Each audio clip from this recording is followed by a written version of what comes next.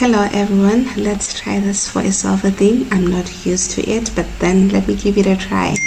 Let us make a very delicious strawberry trifle using some leftovers from a recent dessert order that I had. It's the perfect way to turn extras into something special. You cannot be wasting food, rather put it into good use. Firstly, I started with a layer of jelly that I let set in the fridge for a while as it adds up a fun and wobbly texture to the trifle. Next, I added a layer of strawberry mousse, so light and creamy. Then I placed thin slices of strawberries around the bowl so that it would make it nice. I only had a few left, but then still I had to add that fresh pop of flavor. After that, I added some strawberry cake cubes that I had, perfect for soaking up all the goodness. To make it more even creamier, I layered some ultra milk custard.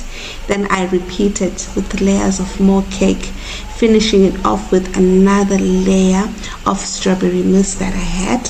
Finally, I drizzled some strawberry sauce on top of that glossy sweet finish. And there you have it, simple, beautiful, and absolutely delicious.